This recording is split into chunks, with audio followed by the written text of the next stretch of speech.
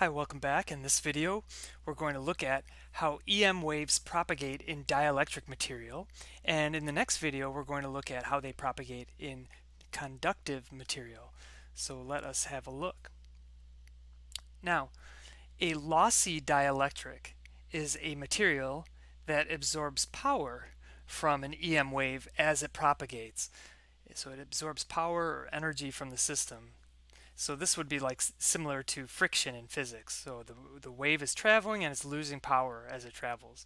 So the material is partially conducting, and it's neither a perfect conductor nor a perfect dielectric, and so the conductivity is not zero here.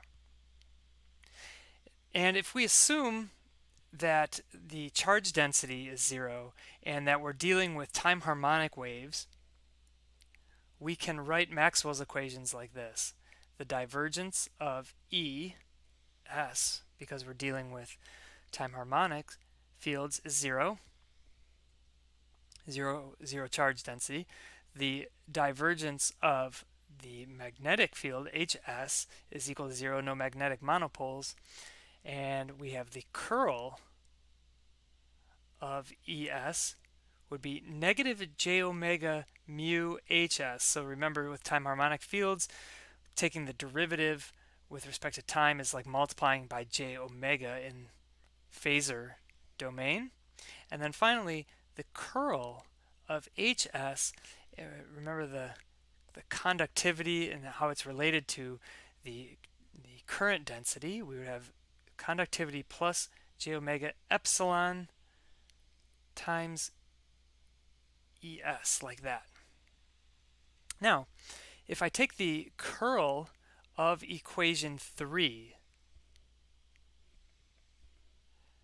I would have this, and then on the right hand side the curl can come all the way past those constants like this. And I'm going to actually apply a vector identity. I'm going to write that identity just to jog your memory. Maybe you remember it, probably not, that's okay. But if we're given a vector field, not gradient, curl, if the curl of a vector field A, like this, is equal to the gradient of the divergence of A minus the Laplacian of A.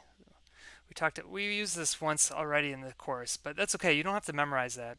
So now the left side of the equation that we were working on is the gradient of the divergence of ES minus the Laplacian of ES is equal to, and I'll just recopy the right hand side for now,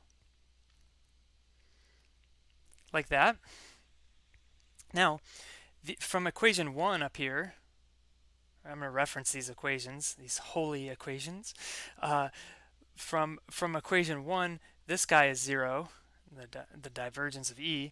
And then equation 4, we know what the curl of H is. So I can write this thing as now the Laplacian, or the negative Laplacian, of ES is equal to sigma plus j omega epsilon times ES, like that. Okay, so you see I've got ES on the left, I've got ES on the right, and I can rearrange things a little bit, and I'm going to make a new definition. I'm going to write it compactly using this gamma squared, actually. So now here's my equation that I'm at, and I'm going to denote gamma squared, or we're defining gamma squared as j omega mu times sigma plus j omega epsilon. So you can verify that by comparing this equation up here with this equation down there. And this gamma, it's measured in the inverse of meters, so 1 over meters, and we call it the propagation constant of the medium. It's related to the medium, the conductivity, right? The medium's permeability and permittivity. So the propagation constant gamma, again, is a property of the medium, and similarly we could have used the magnetic field and written this. Okay, Now you'll notice that, of course, by our definition of gamma, really gamma squared, there's a real part and an imaginary part. So gamma is complex. So in the second equation, second arrow, I'm going to say that, well, gamma is complex, so I'm going to call its real part alpha and its imaginary part beta, like this. Now, notice from the first, I guess I'll write it here, the real part, or the negative real part of gamma squared. So if you looked at this second arrow equation, and if you squared both sides, and then you looked at just the real part, and remember that j squared is minus 1, so beta has to do with the real part now when you square it, then you would see that beta squared minus alpha squared, or is the negative real part of gamma squared. And if you looked at the first arrowed equation, and you distribute the j omega mu in, j times j is minus 1, then you get a real part of minus omega squared mu epsilon. Okay, so we have this relationship there. Also, let's look at the magnitude of gamma squared. Again, if you take the second arrowed equation and you squared both sides, and you remember that j squared is minus 1, and then you took the square root of the sum of the squares, i.e. the magnitude of the real part and the imaginary part, you would get beta squared plus alpha squared. And then if you looked at the first arrowed equation there and you looked at its magnitude, and again you take the square root of the real part plus the square root of the real part squared plus the imaginary part squared, what you get is omega times mu times the square root of the conductivity squared plus omega squared epsilon squared. So we have this equation. Now, if you solve for b by, you can just add the two equations and alpha drops out, and then divide by 2. So I guess we would have, if we just added the equations, we would have 2 beta squared equals omega mu times omega epsilon plus the square root of sigma squared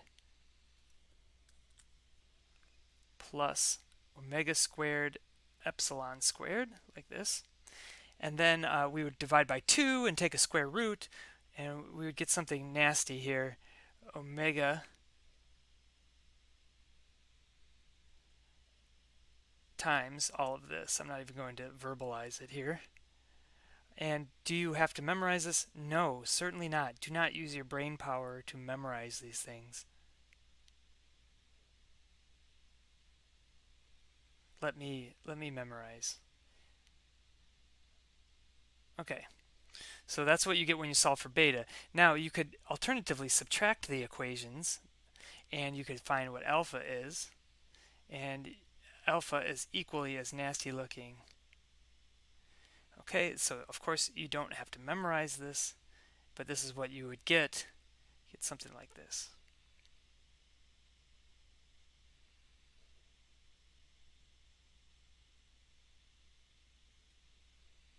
Minus 1, so very close.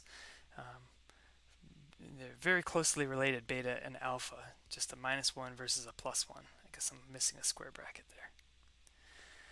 Okay, now suppose that the electromagnetic wave is, we want to figure out what is this alpha and beta telling us. So suppose that the wave is propagating only in the z direction, and that the electric field, ES, the phasor, only has an x component. So we can write, I'm going to actually x these equations, give us some space.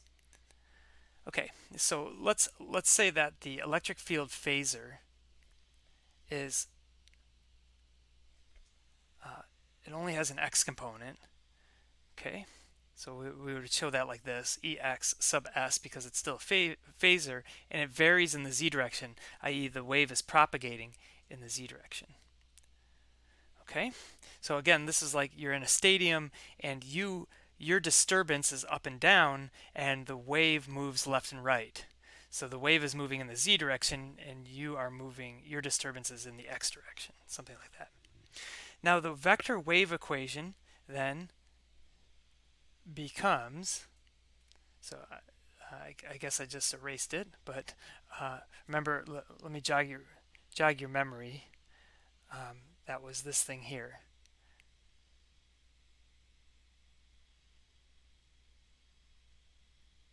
Okay, that's our wave equation. This is a vector wave equation because ES in general is a function of three variables, x, y, and z in rectangular coordinates. So, so this is really three equations in one. However, in our little example here, E is only a function of z, so it reduces down to one equation. And you see that gamma is playing the role of the wave speed, so gamma has something to do with the speed of the wave. So now in one dimension, our wave equation becomes the second derivative of that Ex versus z minus gamma squared Ex, like this, right? And this is actually similar to a time harmonic equation that we've already solved.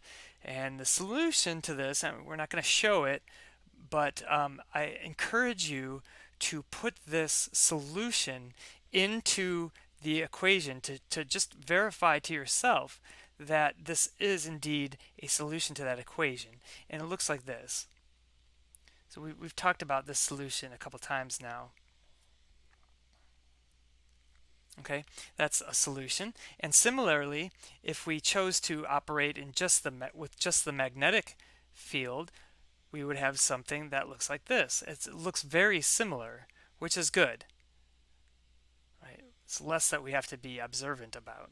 But remember that the electric field and the magnetic field point in directions that are perpendicular to one another. So when we say that x is when we say that the electric field is in the x direction and is propagating in the z direction, that implies via the cross products that h is in the y direction.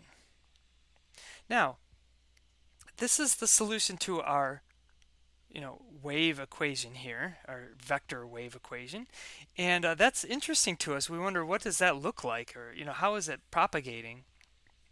And we can look at this. We can look at the magnitude of E, right? So let's do that.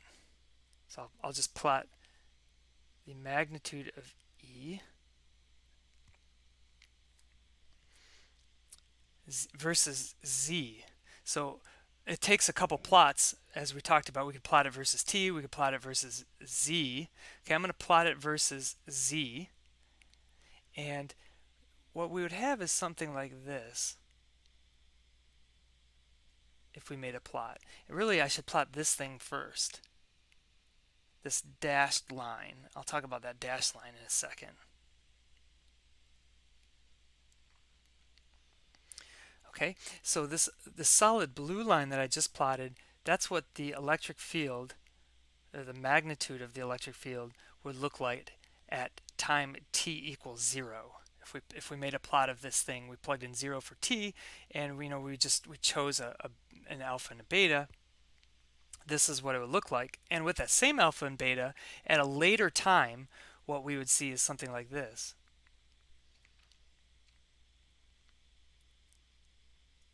Okay, so this would be maybe E, the magnitude of E at some time greater than 0.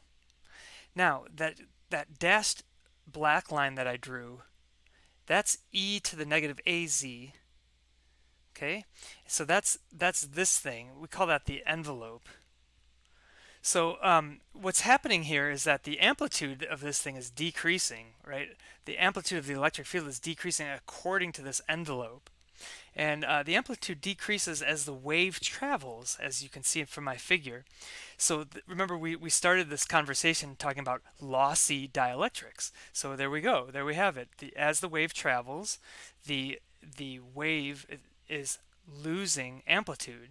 And so we can talk about a loss in amplitude, or it's really a loss in power, with impedance. We understand from circuits that an impedance has something to do with absorbing power. And so there's an intrinsic impedance within this medium, which is impeding the wave's propagation. So just like R is V over I, right? The intrinsic impedance of this medium we're going to define as E0, this amplitude, divided by H0. And check this out. E has units of volts per meter, right? And H has units of amps per meter. And so the per meters cancel and you get units of volts per amps. And hey, volts per amps, that's an ohm, right? So that's why we're calling this an impedance. It's got units of ohms. So how might we find the intrinsic impedance? Well, again, if we're dealing with time harmonic fields, let's let E be the real part of ES e to the minus j beta z, and then we factor out the time dependence, and we're letting here ES is going to be E0 e to the minus alpha plus j beta z in the x direction. Okay, so that's our phasor notation, right? And similarly, we're going to let H be the real part of HS e to the minus j beta z e to the j omega t, right? And again, or similarly, I guess, HS we're going to call H0 e to the minus alpha plus j beta times z in the y direction. Why is that? Because here, right, here are our solutions. Remember, the real part is the cosine and the imaginary part is the sine. So now this is just the phasor representation of the solution to that vector wave equation. Okay, now let's look at Maxwell's equations, which unfortunately I've deleted here, but let's look at the curl of ES. So when I compute the curl of ES, I would set up, of course, a determinant, okay, d dx, d dy, d dz, and we're saying that x, or E points in the x direction. So we've got E0, e to the minus, I'm going to cram it in here, alpha plus j beta z, then nothing in the y direction, nothing in the z direction. And so when I compute this this determinant, then this only depends on z. So when I go for the y direction, you know, when I do this guy here to compute the determinant, I've got d dz acting on this, and that's what's going to give me a non-zero. And so of course the negative alpha plus j beta comes down in front from the derivative operation, E0 e to the minus alpha plus j beta times z, a y, right? A y. Okay, and then according to Maxwell's equation, then the curl of ES, we erased it, but we wrote it down earlier, was negative j omega mu H0 e to the negative alpha plus j beta times z in the y direction. So this was negative j omega mu HS, right? So HS is right here. Okay, so we cancel some things out, and we see that E0 over H0 is j omega mu over alpha plus j beta. And so this is exactly what we're defining as the intrinsic impedance, and so we see that the intrinsic impedance is j omega mu over alpha plus j beta.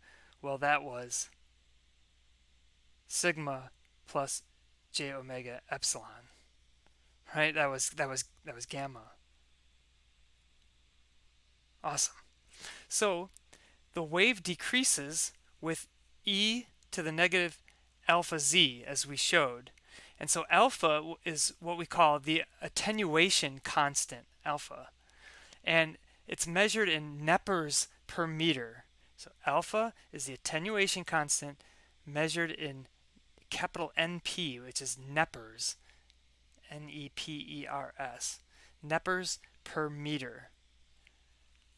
So it's a weird unit of measurement. An attenuation of 1 neper is like a reduction of e to the minus 1, which is 37%. And then an increase of 1 neper is an increase of e. So so you just be aware that we're using this new unit of measurement, nepers, here, just to express alpha. So that was, again, for lossy dielectrics. For lossy dielectrics, we had that wave losing energy according to e to the negative alpha z, right? Now let's look at lossless dielectrics. A lossless dielectric is one whose conductivity is approximately 0, and it can have any permittivity and it can have any permeability.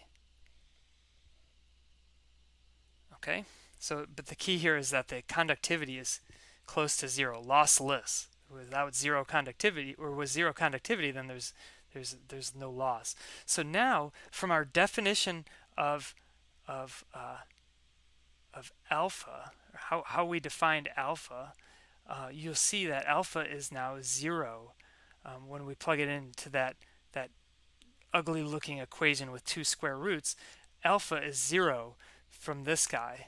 So this guy implies that alpha is 0. So when alpha is 0, and this also, by the way, implies that beta is omega times the square root of mu epsilon. So since alpha is 0, the wave does not decay. Remember, we showed that the wave was decaying according to this envelope. Well, when alpha is 0, e to the 0 is 1, so the envelope just does not decrease at all, so the wave just goes like this. Hence, lossless dielectrics, right? This was for lossless.